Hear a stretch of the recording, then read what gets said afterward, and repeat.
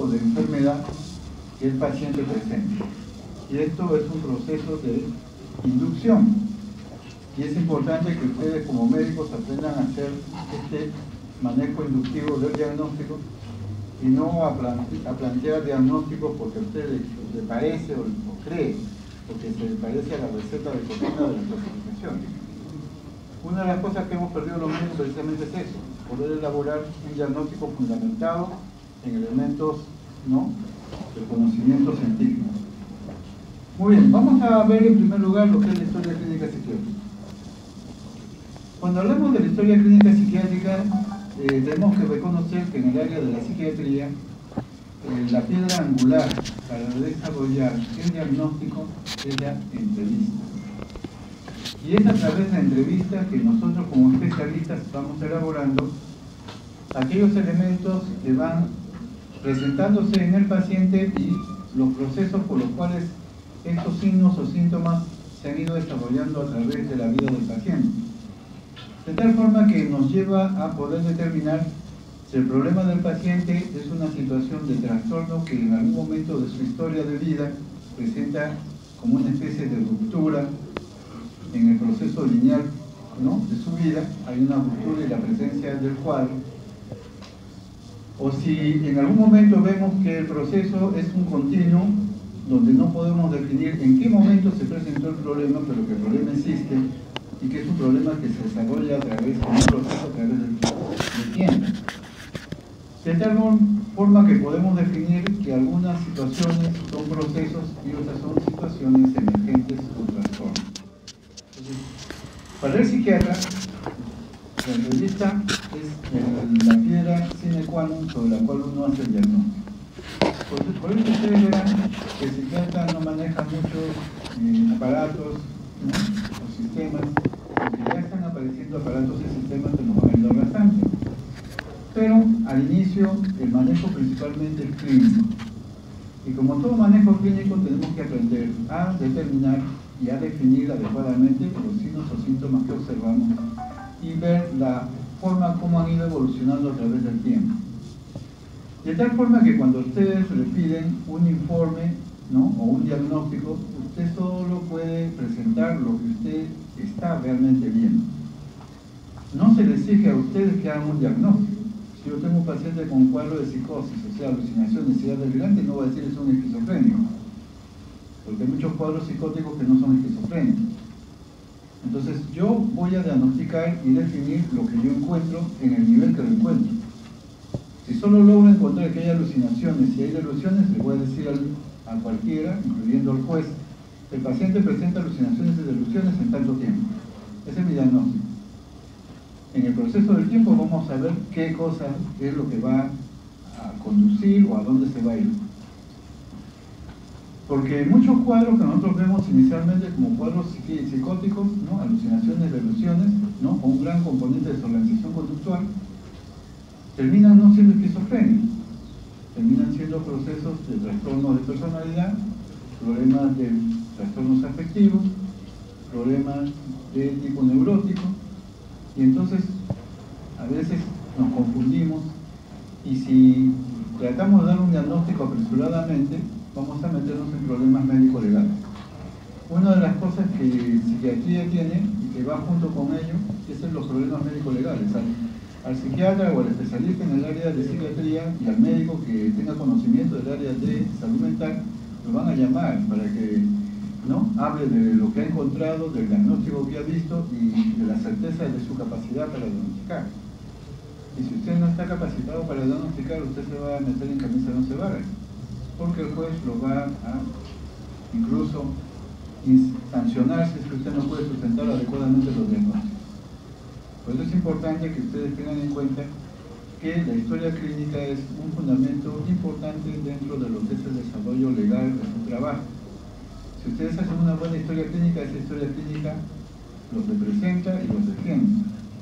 Si ustedes hacen una historia clínica apresurada, los defectos y las fallas que ustedes tengan van a ser motivo para que ustedes lo puedan sancionar, incluso suspender de su licencia médica. Entonces tienen que tener mucho cuidado, ¿no?, y saber qué es lo que escriben y qué es lo que anotan a la hora de hacer una historia clínica. Muy bien. Para hablar de la historia clínica, primero tenemos que hablar de la entrevista psiquiátrica. Y entonces, ¿no?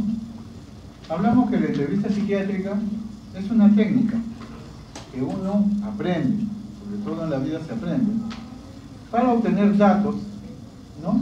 A través de un diálogo entre dos personas, en este caso el entrevistador, el investigador o el médico, y por el otro lado el entrevistado, el paciente o el cliente.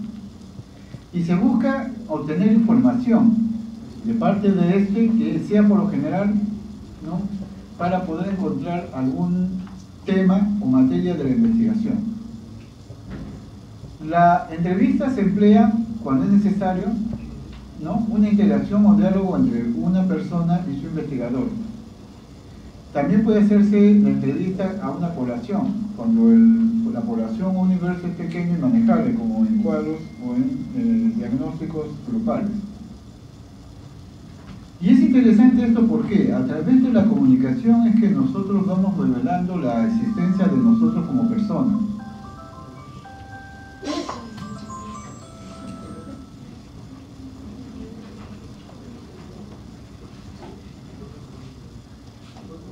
Entonces, en una relación de comunicación vamos viendo y evaluando cuál es la forma como esta persona que está delante de mí se revela o muestra o se manifiesta. Muchas veces vamos a encontrar que al principio las personas muestran lo mejor de sí, pero no basta con eso, tenemos que seguir ahondando y buscando qué cosa hay más detrás de ello. ¿Qué condiciones debe recibir usted como entrevistador? Primero, debe demostrar que tiene seguridad, o sea, capacidad para poder manejar el tema. Debe poder ponerse a nivel del entrevistador, o sea, poder manejar el mismo lenguaje y las mismas palabras que el paciente puede manejar para poder enganchar, ¿no?, la información. Debe ser capaz de poder captar cuando un paciente esconde determinados temas, de que probablemente esos son los problemas que tiene y que no puede expresar. Debe entender o comprender los intereses del entrevistado, o sea, qué es lo que busca el entrevistado, y debe despojarse de todo prejuicio o de cualquier influencia empática, ya sea positivo o negativo. Y esto es importante.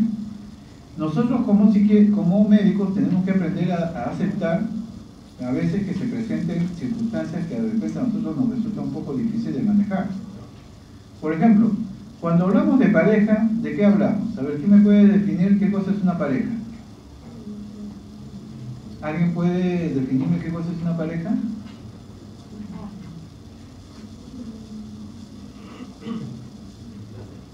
¿Sí? ¿Qué cosa es una pareja? ¿Ah? Una relación entre... No escucho. Entre dos personas. ¿Del mismo sexo o del sexo opuesto? ¿Ah? Puede variar. Muy bien, la respuesta es adecuada. Cuando hablamos de, ¿no?, una pareja, podemos hablar de una pareja, puede ser un niño y un adulto, puede ser un anciano y un adolescente, puede ser un hombre y una mujer, puede ser dos personas del mismo sexo, eso es una pareja. Entonces hay terapia de pareja. Entonces cuando hay terapia de pareja nos despojamos de nuestros prejuicios si somos homofóbicos. ¿Sí? Igual, cuando un paciente va a su consulta y le dice, doctor, tengo una gran angustia, y usted le dice, bueno, ¿y cuál es el problema de su angustia? Bueno, doctor, es que yo tengo esposa y tengo trampa, amante. Y entonces el médico le pregunta, bueno, ¿usted qué quiere? ¿Que le ayude a escoger entre su esposa y su amante? No, doctor, yo lo que quiero es que me quite la angustia. Entonces, son cosas que uno tiene que aprender a aceptar y tolerar como parte del proceso de entrevista. La entrevista psiquiátrica entonces nos llega o nos ayuda a llegar a un diagnóstico en psiquiatría. Y por esa circunstancia comparte los mismos elementos de la entrevista médica, ¿no? Filiación, motivo de consulta, enfermedad actual, antecedentes personales, antecedentes familiares, ¿no?, etcétera, etcétera, etcétera. Pero hay que tener en cuenta que mientras que para el área médica normal lo que le interesa a uno más son los aspectos de la enfermedad física o los antecedentes físicos, en el caso de la entrevista psiquiátrica lo que nos interesa es ¿Cómo es que los acontecimientos de la vida diaria que ha tenido este paciente han repercutido y han marcado el desarrollo de su vida? ¿No? ¿Cómo ha establecido relaciones interpersonales con otras personas? ¿Y cuál ha sido su nivel de adaptación social en su entorno, ¿no? Donde vive o donde labora? Y entonces, para poder hacer una buena entrevista psiquiátrica necesitamos determinados elementos. Primero tenemos que establecer cuál es el marco de la entrevista, cuál es la duración de esta entrevista. En el caso de psiquiatría, la duración de la entrevista es la primera vez es de 2 horas, pero si nadie aguanta 2 horas, normalmente lo que hacemos es dividir 2 sesiones de 1 hora. Una primera sesión 45 minutos y otra con 15 minutos para poder llenar información escrita, y otra segunda entrevista también de 1 hora para seguir investigando aspectos de la historia personal del paciente. Posteriormente puede ya pasarse a entrevistas más concretas y con menos tiempo. Promedio generalmente 30 o 20 minutos por cada paciente. Ese es el manejo que hacemos nosotros en psiquiatría. En medicina, tengo entendido que les ponen una atención cada 5 minutos. Yo no sé cómo pueden atender en 5 minutos, pero esto es algo que ustedes tienen que aprender a exigir, de que se les dé el tiempo adecuado para hacer una buena evaluación. ¿Qué otra cosa tenemos que ver en el marco de la entrevista? ¿Cómo es que el paciente se presenta o reacciona frente a la entrevista? ¿Es un paciente con confianza? ¿Se opone? ¿O le es indiferente la interacción? ¿Cuál es la actitud del entrevistador? O sea, ¿cuál es la actitud de la persona? O sea, nosotros, ¿cómo vamos para la entrevista? ¿Qué partes de la entrevista existen? ¿Y qué estilo de preguntas vamos a manejar? Y aquí hay que tener muy en cuenta que cuando uno hace una entrevista, uno puede estar de alguna forma deformando la entrevista si uno presenta preguntas, ¿no?, que pueden ser de alguna forma sugestivas, ya sea activas o pasivas. Entonces, cuando uno habla en una forma abierta, puede decirle, ¿puede decirme por qué viene usted acá? O una alternación, si es que no puede responder. ¿Tiene usted algún tipo de malestar o dolor? ¿Le afecta algo? ¿No? ¿Padece usted de dolores de cabeza, por ejemplo, y es una situación más restringida? Entonces, uno siempre tiene que saber escoger las palabras adecuadas para iniciar una entrevista. La entrevista tiene 3 partes. La primera está relacionada como cómo iniciar la entrevista. Aquí es donde usted se presenta.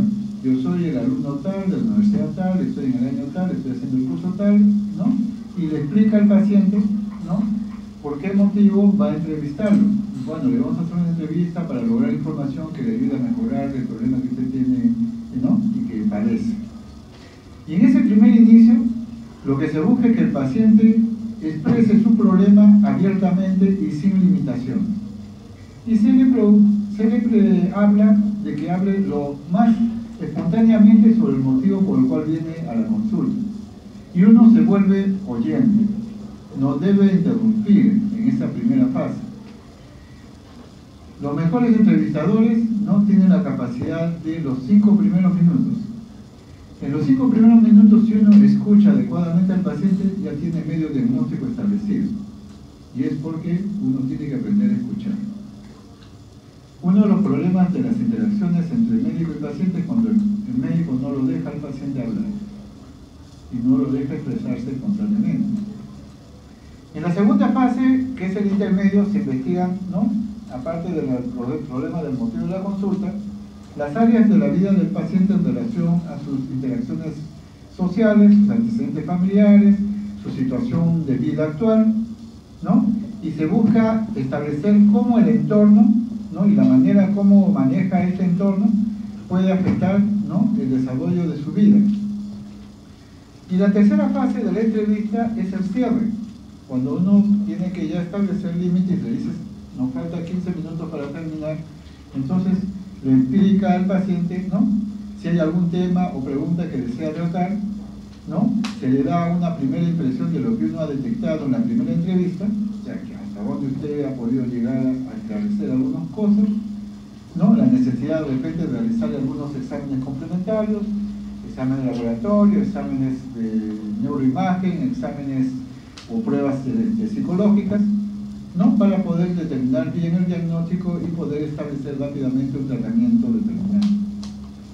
Entonces, y siempre con la propuesta de que si no se ha logrado conseguir toda la información, se le dice, bueno, hemos avanzado hasta acá, en la cita que tengamos vamos a ampliar más la información para poder llegar a tener mejores elementos que nos ayuden a poder establecer el problema que usted tiene. Y entonces, cuando uno evalúa la estructura de una entrevista psiquiátrica, tiene que ver cuáles son los enfoques o las metas que uno busca en la entrevista. Puede ser que uno busque que el paciente, ¿no?, evalúe su vida y los procesos que lo llevan a desenvolverse en una forma determinada, o puede que uno se centre principalmente, y en este caso como somos médicos, nos centremos principalmente en los signos o síntomas. Igualmente tenemos que ver que la entrevista psiquiátrica tiene 4 componentes.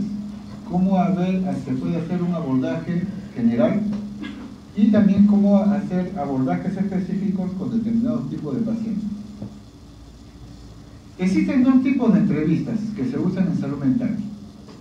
Una que es la entrevista hacia la introspección, o sea, la búsqueda de explicar por qué la conducta del paciente presenta estos determinados rasgos o significados, o sea, buscar el significado de la conducta del paciente, y esto se llama orientación psicodinámica y viene del psicoanálisis. Y la segunda forma de entrevistas está centrada en los signos o síntomas, y es una entrevista descriptiva.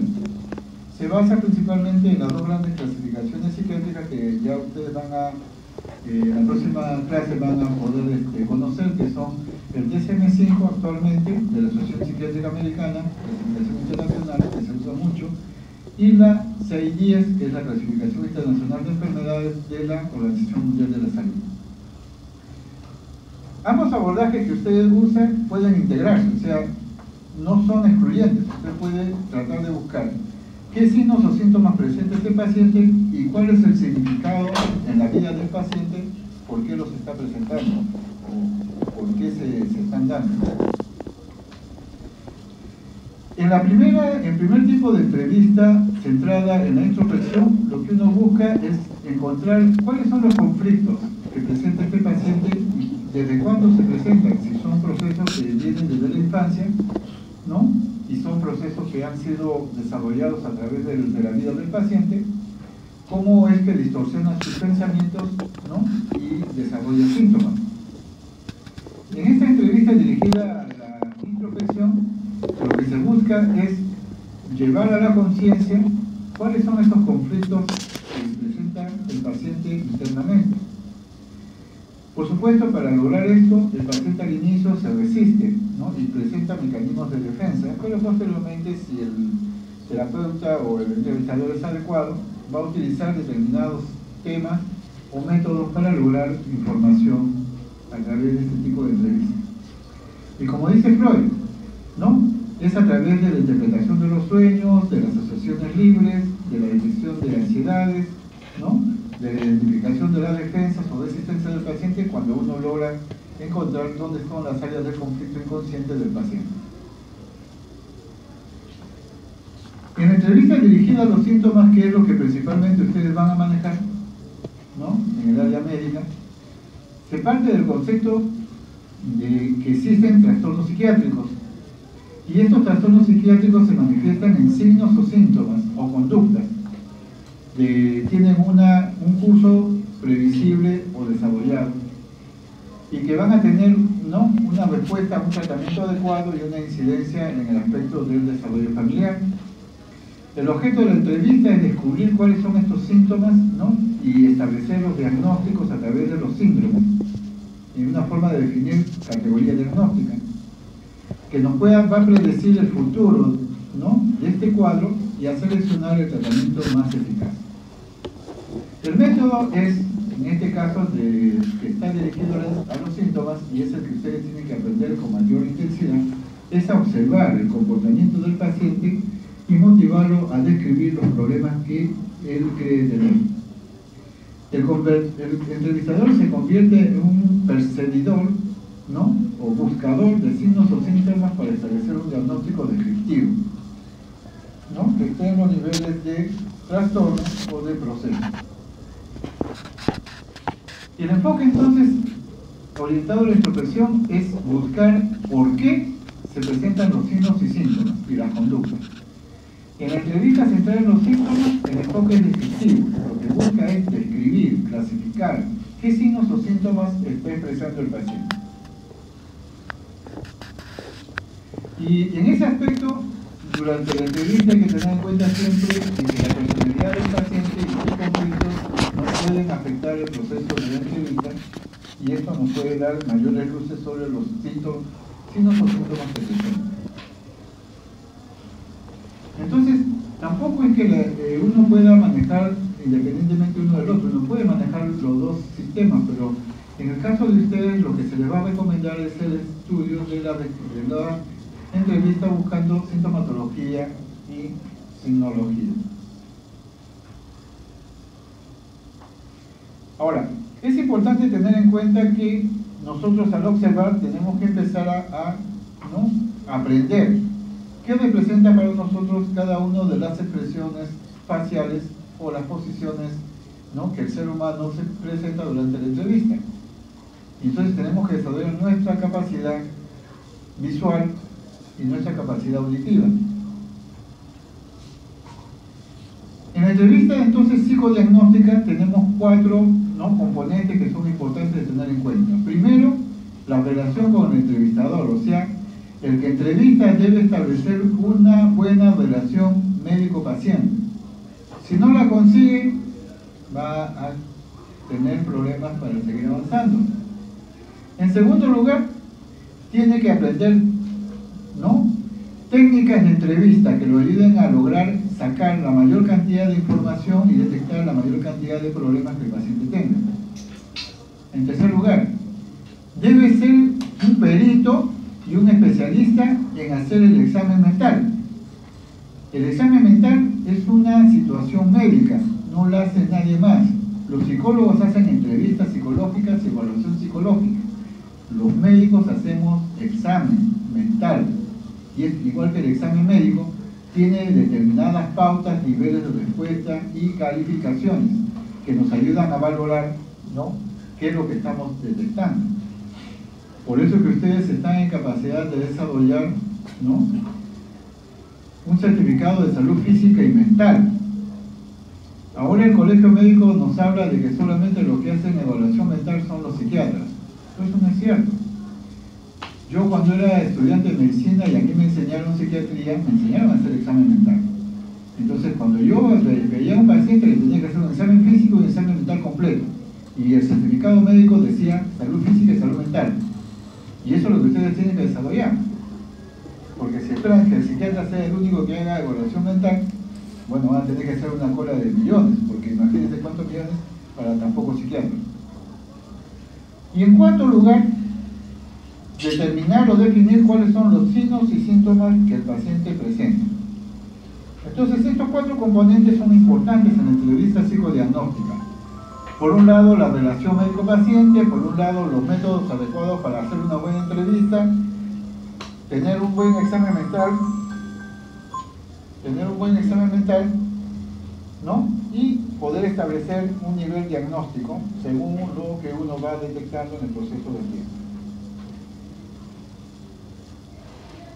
Y entonces, para hacer una entrevista, ambos deben querer hacerlo, o sea, debe haber una relación de apoyo del uno al otro, si no hay dificultades. El entrevistador, o sea, usted debe conocer cómo obtener del paciente las piezas correctas, o sea, tiene que tener técnicas de valoración de lo que el paciente expresa. Igualmente, usted debe manejar y mover las piezas continuamente para poder evaluar al paciente, y eso se llama examen mental. Y a su vez, lo que usted encuentra lo debe comparar, porque lo que usted encuentra son partes de un mosaico y tiene que armar un rompecabezas. Ese rompecabezas que arma es el diagnóstico.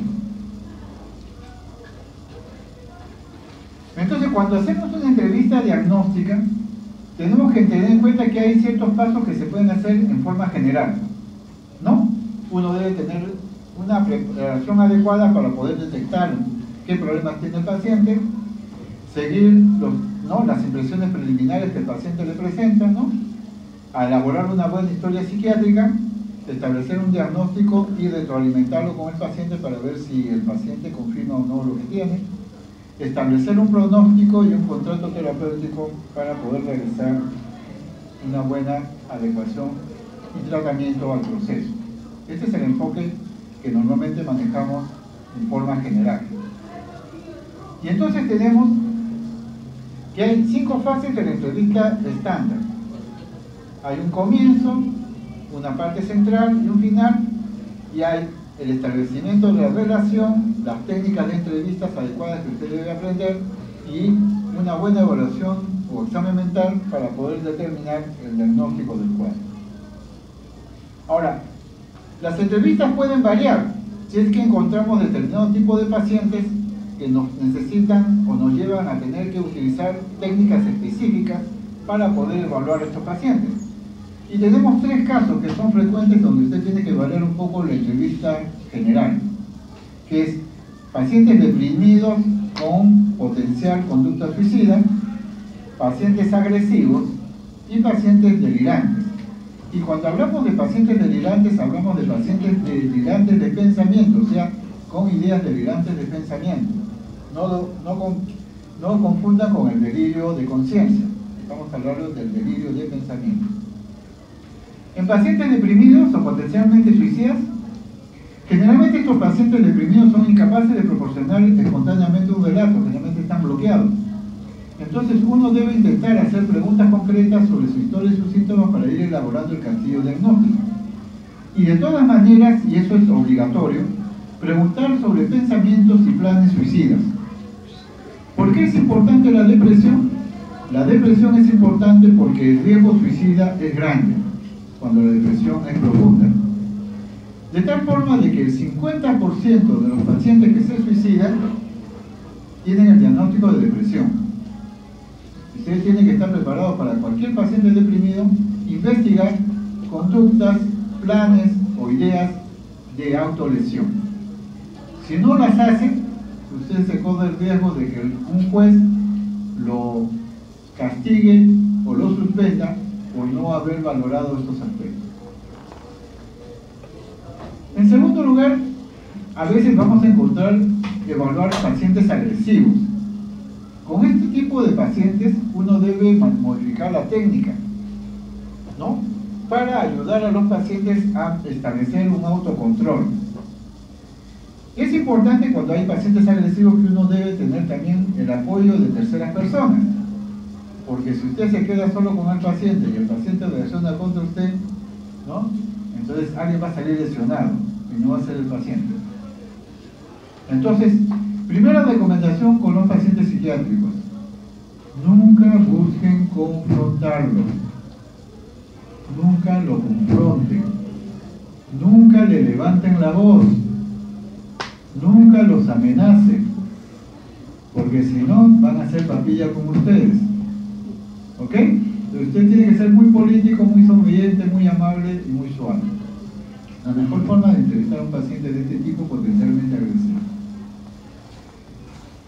Es importante, ¿no?, preguntar sobre conductas de violencia y maltrato en la infancia, porque todo paciente que es agresivo de por sí y en algún momento determinado ha sufrido algún trauma físico o abuso sexual o maltrato emocional, y uno debe buscar los antecedentes, en qué momento se marcaron en la vida de esta persona estas circunstancias que van a llevar a una conducta agresiva constante.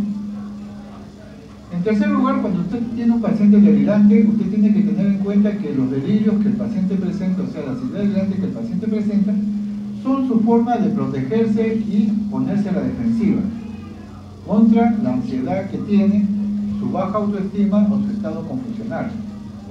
La mejor manera de ayudar al paciente es que el psiquiatra le confirme que, aunque sabe que el paciente no está mintiendo cuando dice que el delirio es real, el médico le debe decir, sí, tú lo sientes, yo sé que tú lo sientes, yo sé que tú lo piensas, pero yo no lo puedo sentir. Eso no indica de que le haga un mal, sino que está usted partiendo del hecho de que usted es la realidad y él está en un estado de no realidad. Los delirios pueden ser fijos o crónicos, o bien el paciente puede incluso cuestionarlos. Es importante mucho ese aspecto porque cuando empiece usted un tratamiento para los cuadros de días delirantes, el marcador va a ser ese. Cuán consistente y cuán fuerte tiene el delirio. Conforme va recibiendo tratamiento antipsicótico para las ideas delirantes, el cuadro delirante va atenuándose hasta volverse simple o hasta desaparecer. Y eso se llama buena evolución del tratamiento, ¿no?, del cuadro. Si persisten las ideas delirantes y no hay modificación, entonces nos está diciendo que la terapéutica que estamos usando no está funcionando. Cuando ustedes evalúen pacientes que no tienen conciencia de la enfermedad, y aún cuando la tengan, es importante la entrevista con los familiares, ¿no? Usted debe ser muy sensible a los problemas que los familiares pueden tener. Si es que el paciente tiene familias de repente disfuncionales. Y de tal forma que uno debe aprender a tener una buena relación también con la familia. Es decir, el psiquiatra o el médico en salud mental debe aprender a obtener información y ayudar a los miembros de la familia sin revelar datos que el paciente quiera mantener en secreto. Acuérdense, el paciente le puede dar información a usted, pero es la información que él le brinda. Y usted no puede brindársela a los familiares, porque el paciente tiene derecho a su propia historia clínica. Salvo que las ideas que el paciente presente sean una amenaza de vida o muerte para los integrantes de la familia o otras personas. Si un paciente le revela que quiere matar a alguien, usted tiene que comunicarlo. No se puede callar por secreto profesional y decir, no, el paciente me dijo esto, pero yo no podía hablar. Mentira. Uno, en determinados niveles, tiene que aprender a proteger la vida. Proteja la vida del paciente, pero también tiene que proteger la vida del entorno, si es que están en riesgo. Entonces vamos a hacer una revisión rápida de lo que es la historia clínica psiquiátrica, ¿no? Cuando uno hace la entrevista, debe acentuar los aspectos de búsqueda de información, en este caso, la enfermedad actual, los antecedentes personales y familiares, la presencia de factores precipitantes o desencadenantes o condicionantes, ¿no?, en etapas de la vida, cómo es la socialización del paciente, cuál es su estilo de vida, qué problemas o accidentes patológicos desde el punto de vista físico y mental ha presentado, y si el paciente presenta conciencia o no de la enfermedad que está presentando. Una de las dificultades que tenemos nosotros los psiquiatras es que tenemos pacientes que no son pacientes, o cuando nosotros se creen pacientes. Es un poco difícil trabajar con esas personas que dicen, yo estoy sano, usted es loco, yo no tengo problema. Ahí empieza la dificultad para el psiquiatra. Bien, como ustedes verán, en la afiliación es todo lo que normalmente se pide en una historia clínica médica.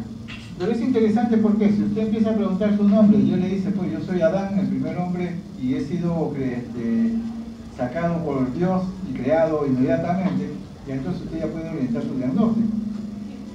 Si usted le dice cuál es su edad y le dice que tiene 6 años, es una mujer de 80, algo está pasando.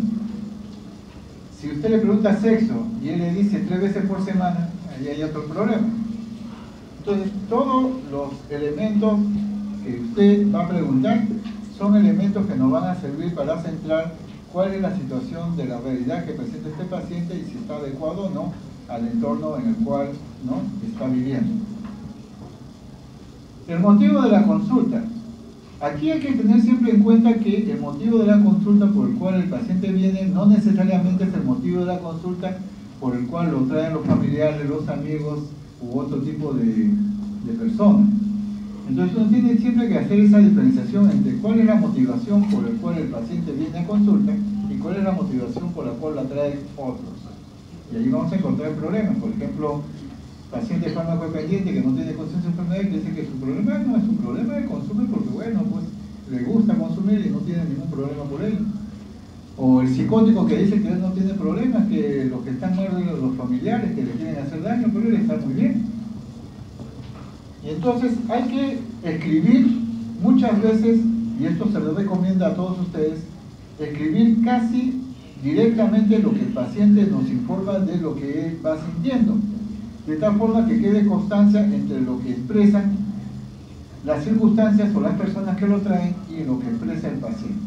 Esto es importante, sí, va a quedar en la historia clínica y va a servir como respaldo al trabajo que usted realiza. Muchas veces hay pacientes que son traídos contra voluntad, ¿no? Les cuento un cuento. Un paciente, estando yo de guardia en una clínica psiquiátrica, ¿no? Viene el abuelo trayendo al sobrino, que estaba en una de esas que se había dado de todo, como en botica, con sus videos de drogas de todo tipo, y el paciente venía pues intoxicado. Y venía con orden de un médico para entrenamiento en la clínica psiquiátrica porque estaba así, ¿no? Pues tenía capacidad de tomar decisiones. Y lo traía el abuelo porque quería ayudarlo. Por supuesto, el paciente entró, yo lo entrevisté, puse textualmente lo que él me refería. Yo le pregunté, ¿usted ha consumido drogas? El paciente refiere que se ha consumido drogas. ¿Qué tipo de drogas? El paciente me definió todo lo que había consumido, ¿no? El paciente refiere que ha consumido ta. Muy bien, y ahí quedó la historia.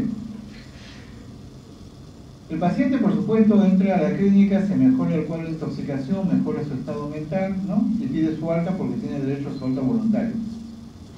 Y después va al juez y denuncia al psiquiatra y denuncia al abuelo por haberlo secuestrado contra su voluntad.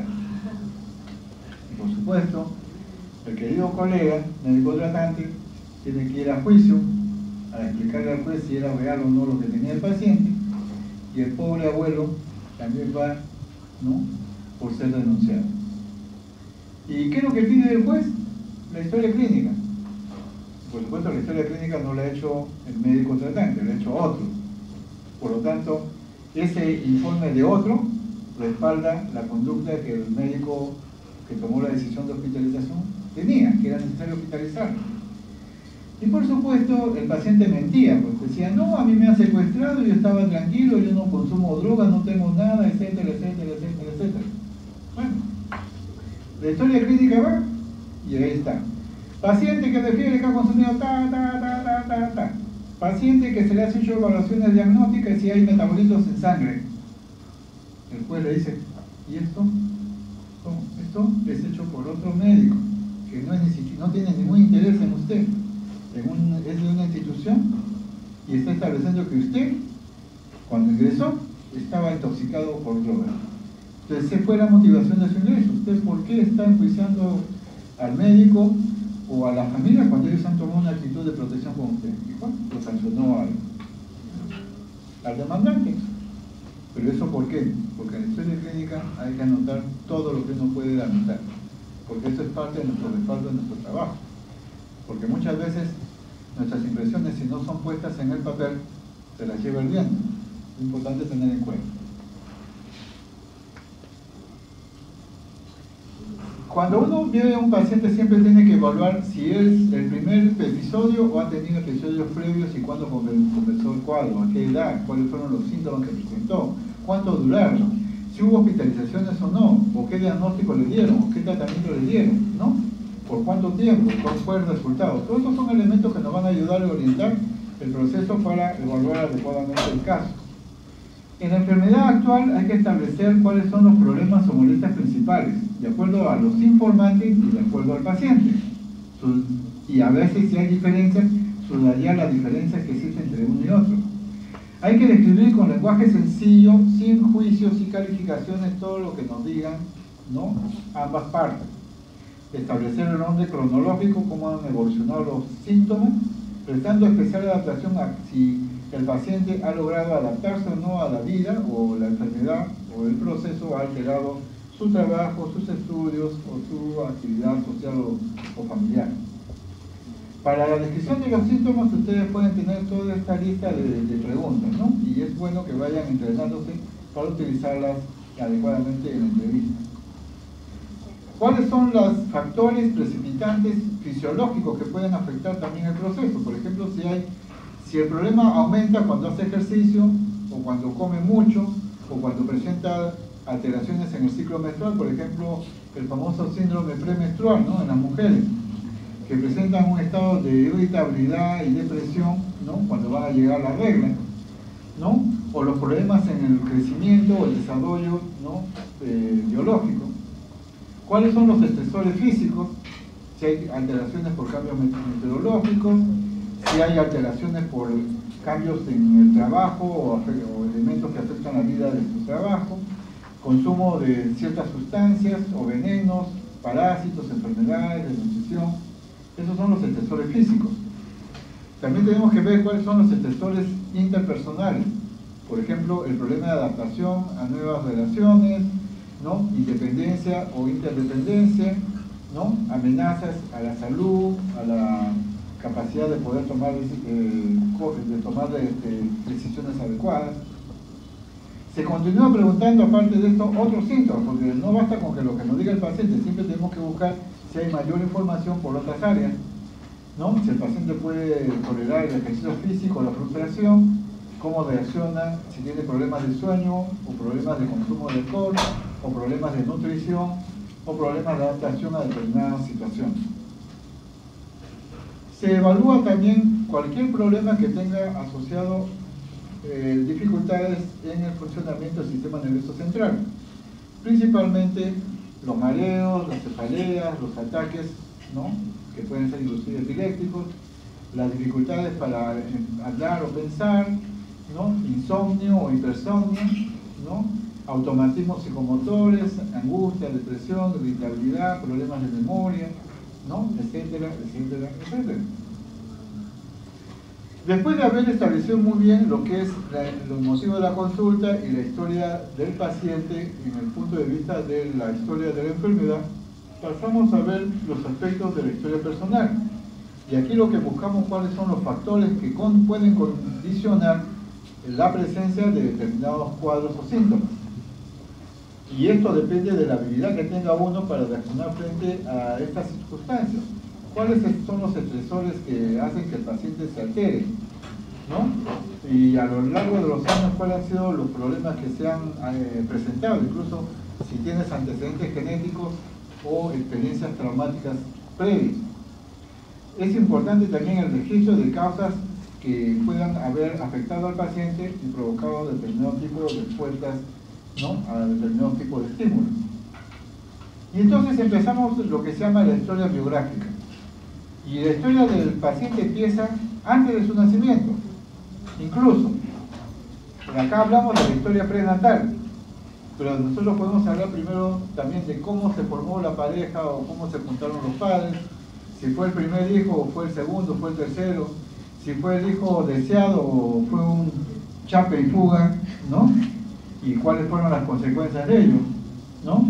Entonces todo lo que es la historia prenatal, perinatal, ¿no?, los elementos que afectaron el embarazo del paciente, si fue deseado, planeado o no, la patología materna o patología familiar que hubo, y cómo fue su condición al nacer, o sea, si nació con un agar de 9 o más, o tuvo problemas para nacer, porque eso también va a condicionar el problema de desarrollo, ¿no?, intelectual.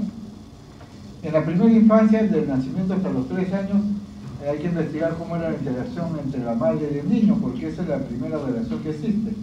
La madre brinda confianza básica. Si uno ha tenido una madre nutritiva y adecuada, la madre ha logrado que el niño se vuelva Superman. Puede ser resistente a todo, hasta el terremoto. Pero si ha tenido una madre inmadura o ansiosa, el niño va a ser también inmaduro y ansioso. Y va a tener mucho temor a asumir responsabilidades o a autovalorarse. Hay que valorar también el entorno familiar, las condiciones económicas en las cuales se cría, la relación entre los padres y los hermanos, y cuál fue el inicio de su personalidad, ¿no? Cómo empezó a ser, si era una persona sociable, poco sociable, se aislaba, jugaba solo, si presentaba conductas autistas. De los 3 a los 11 años, en la infancia media, se evalúan los problemas de identificación con su propio sexo, los castigos en casa y con personas que ejercían disciplina, aunque ahora ya parece que se ha perdido la disciplina porque los niños de ahora hacen Se tiran al suelo, hacen unos escándalos para lograr lo que desean y lo logran. Porque los padres cada vez son más consentidores y el Estado les ha quitado potestad de control a los hijos, de los hijos. Ese es un problema. Se debe consignar las primeras experiencias escolares, la separación de la madre cuando va al colegio, las primeras amistades y cómo eran las relaciones con estas personas, cómo fue su desarrollo en la etapa escolar, la historia de su aprendizaje, ¿no? El desarrollo de sus conocimientos, ¿no? Y la presencia o no de determinados tipos de problemas que se presentan normalmente en la infancia, pesadillas, fobias, enuresis, ¿no? Masturbación, ¿no? O procesos de terrores nocturnos, etc. En la infancia tardía, establecer cómo se establecían los valores de los grupos sociales a los cuales se agrupaban, ¿no? Si tenía grupos de amigos o pandillas, explorar la vida escolar del paciente y su participación en actividades de grupo relacionados con compañeros y profesores, preguntarle cuáles eran sus hobbies, áreas de intereses, ¿no? Áreas en las cuales le gustaba participar y por el cual asumía determinada identidad, ¿no? Y establecer las relaciones sociales, la historia escolar, el desarrollo cognitivo y motor y los problemas emocionales y de la sexualidad que se presentan en esta etapa. En la etapa de la adolescencia ya sabemos nosotros que es el problema de la adaptación a las figuras de autoridad, ¿no? Cómo ha reaccionado frente a la lucha de poderes cuando los adolescentes se enfrentan ante cualquier mandato del padre, principalmente de las autoridades. Hay una rebeldía innata. Se dice que en la adolescencia los adolescentes tienen lo que se llama el diablo en el cuerpo, ¿no? Y cuando tienen el diablo en el cuerpo, a correr, dicen algunos. Hay un libro interesante sobre el diablo en el cuerpo, que es la forma como un adolescente habla de su adolescencia y todos los conflictos que tenía. Se vuelven reactivos, agresivos, violentos, por quítame esta paja, le pegan al hermano o al amigo, ¿no? Reaccionan con cierta conducta impulsiva. En la edad adulta, consignar, ¿no? Cómo ha sido el desarrollo ocupacional del paciente, su formación para determinadas actividades profesionales, los conflictos adaptativos en el trabajo, las ambiciones y proyectos a largo plazo, explorar los sentimientos que tienen con respecto a su estado laboral actual, cómo se relaciona con sus compañeros, sus jefes, si se siente a gusto o no, si su trabajo le da satisfacción o no, preguntarle por las relaciones de pareja, ¿no? Su historia marital, la religión que posee, las actividades sociales que ha generado en la etapa adulta, ¿no? La historia legal, sexual y familiar, sus proyecciones con respecto a qué es lo que desea en el futuro de desarrollar.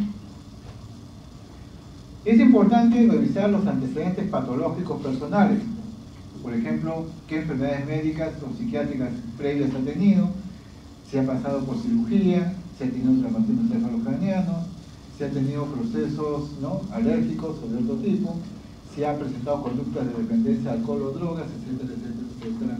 Esos son parte importantes para descartar, ¿no? estos problemas. ¿Cuáles han sido sus hábitos? Consignar, por ejemplo, si ya está utilizando medicamentos, si los consume con frecuencia, si se ha vuelto adicto a determinados productos o presenta determinados tratamientos que deben mantener constantemente, como antihipertensivos, anticonceptivos, analgésicos, ansiolíticos. Interrogar sobre el abuso de alcohol y drogas, que es lo más frecuente, o el tabaco. Ahora es muy frecuente ver a las chicas fumando. Y se hablaba de que la universidad era libre de tabaco, pero yo he encontrado a algunos en mitad de la universidad fumando como siendo en quiebra. Importante también establecer cuál es la situación actual de la persona, y esto es importante en la entrevista. ¿Cómo es la valoración que el paciente tiene de sí mismo? Que nos sirve para comprender por qué se presenta su enfermedad y nos puede ayudar para mejorar el tratamiento. Y entonces en la situación actual uno le pregunta, ¿dónde vive usted? ¿Cómo es su comunidad? ¿Cómo es la socialización en su grupo? ¿Tiene familia? ¿No tiene familia? ¿Cuántos son los miembros de su familia? ¿Cuáles son los hábitos sociales de su familia? ¿Cómo es su ocupación? ¿Hay tensiones, conflictos, riesgos? Por ejemplo, los médicos, cuando laboramos, estamos en áreas de conflicto, porque siempre nos sentimos frustrados porque nunca tenemos los elementos para poder hacer una buena evaluación o diagnóstico. Y tampoco contamos a veces con la terapéutica. Y esto es frustrante con un Estado que no se preocupa por ello. cuál es la condición económica y la seguridad, ¿no?, para sentirse bien y a gusto, y qué actitudes tiene hacia su vida actual.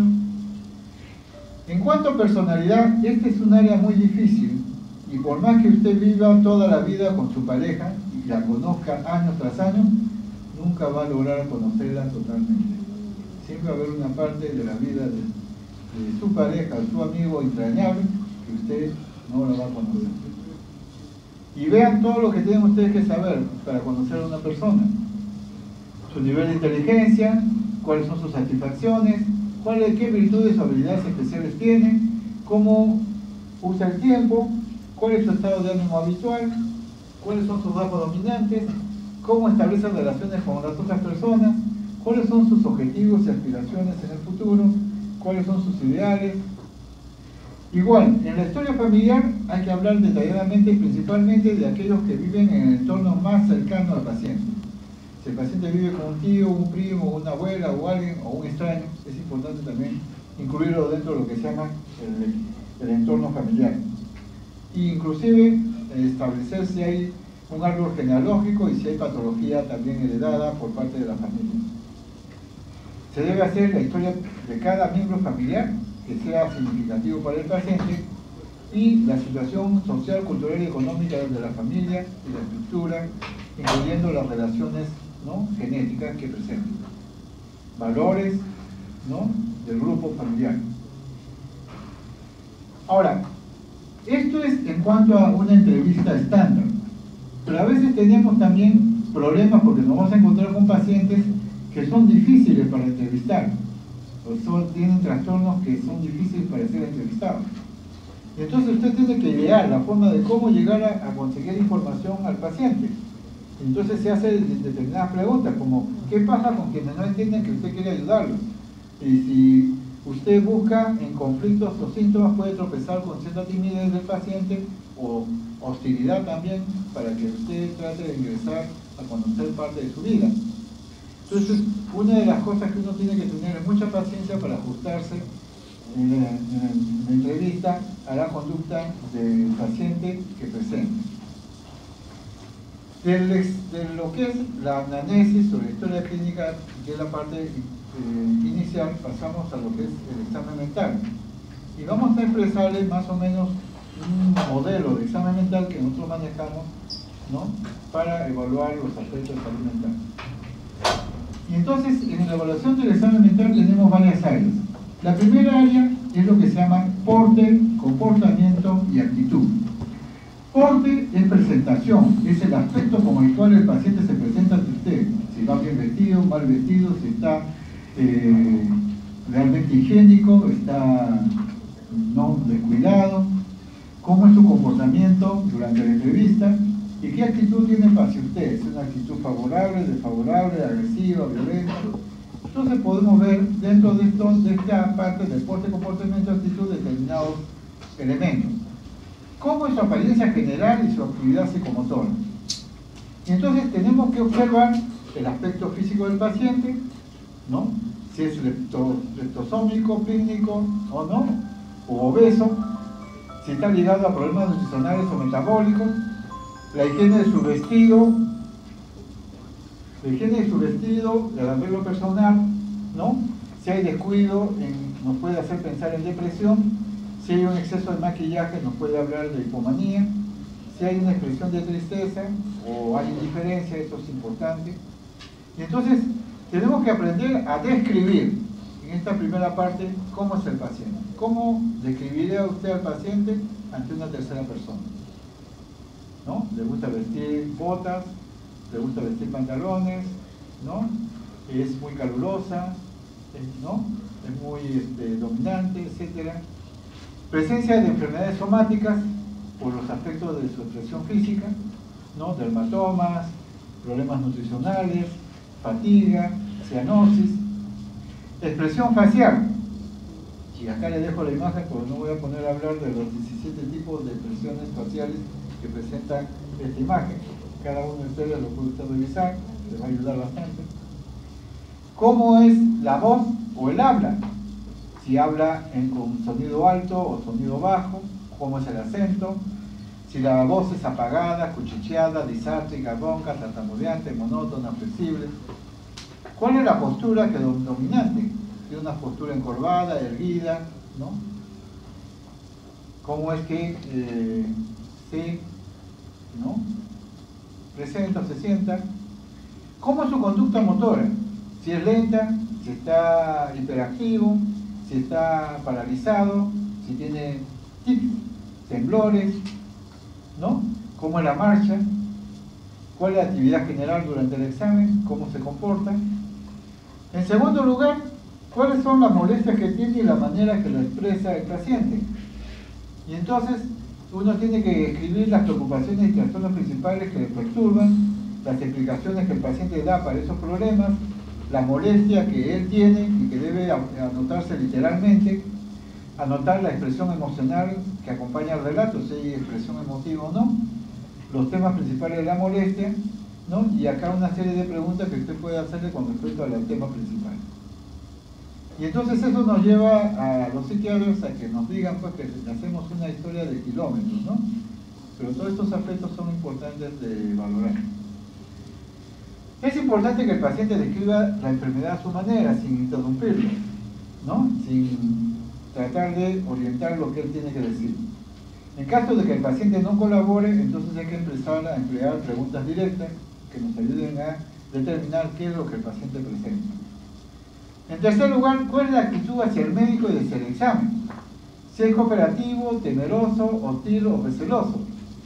Entonces, el paciente puede ser colaborador, perplejo, franco, atento, defensivo, seductor, insinuante, amigable, juguetona, desdeñosa, apática, hostil, cautelosa, evasiva, ¿no? Sí.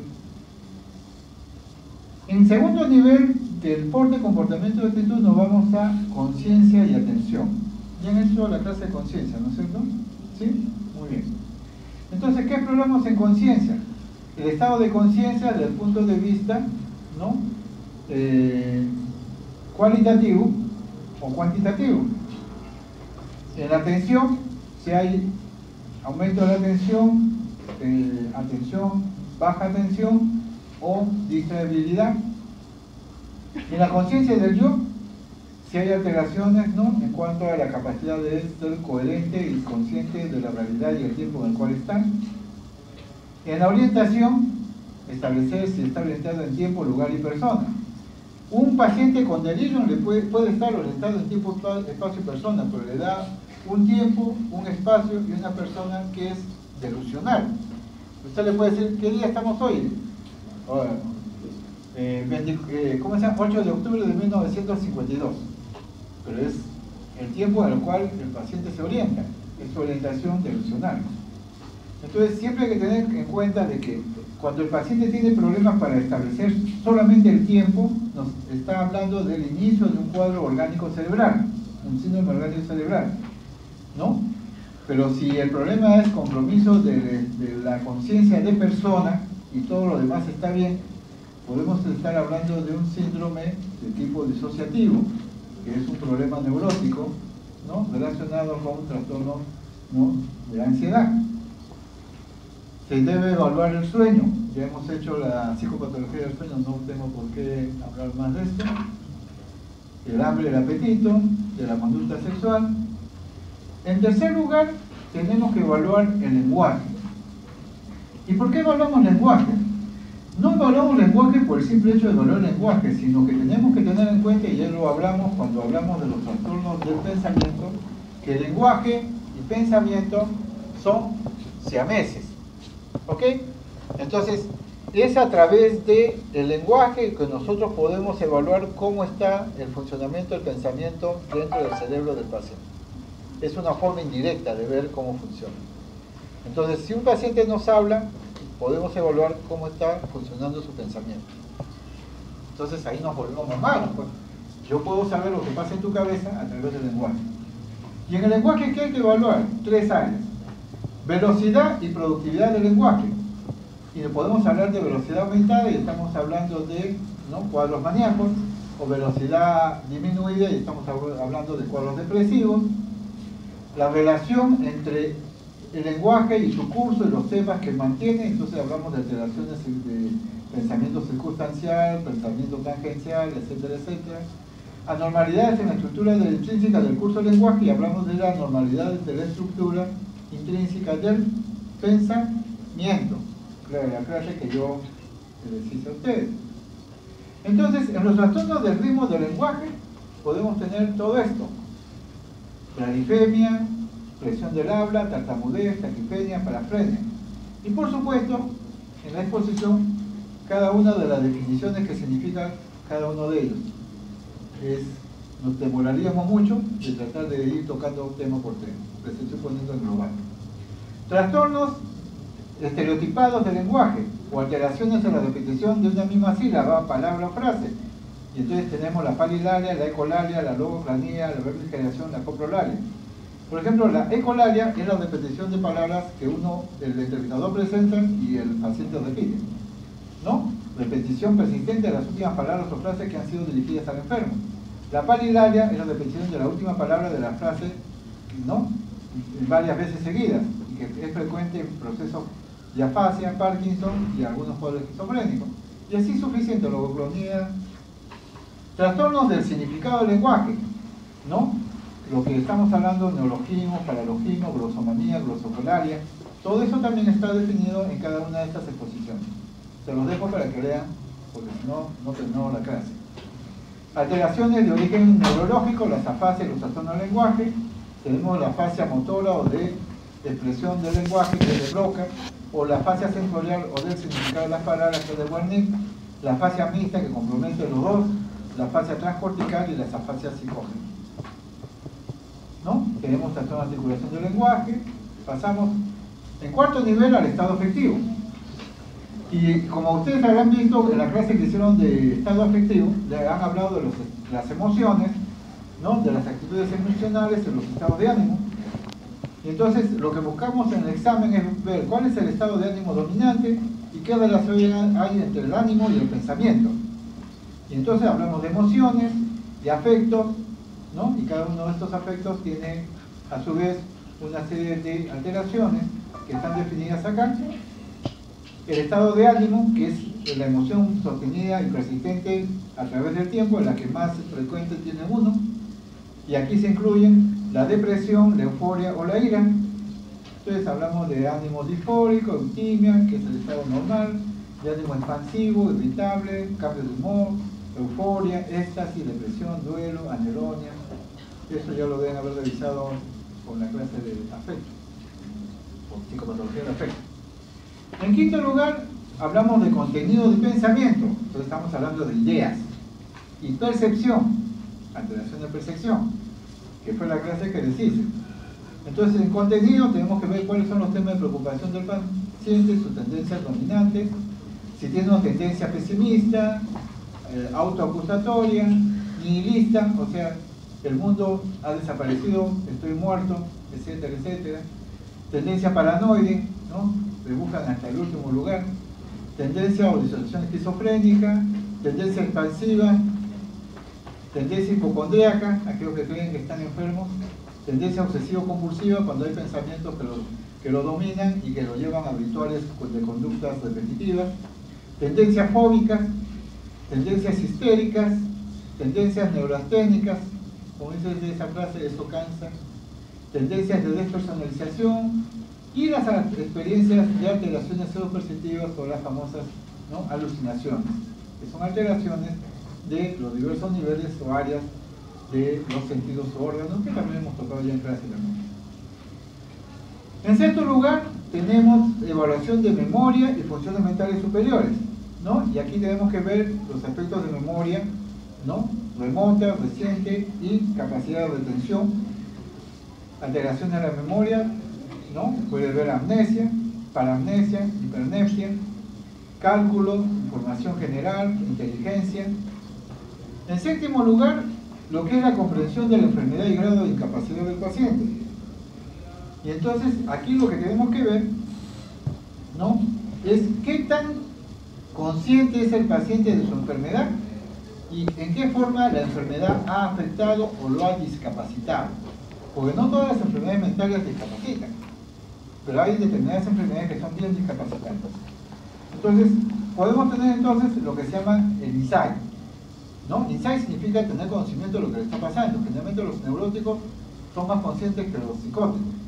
Y el deterioro está relacionado a si hay deterioro laboral, estudiantil, de estudios, familiar, social o personal.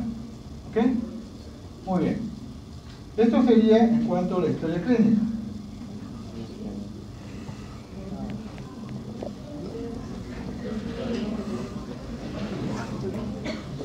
Vamos a dar 5 minutos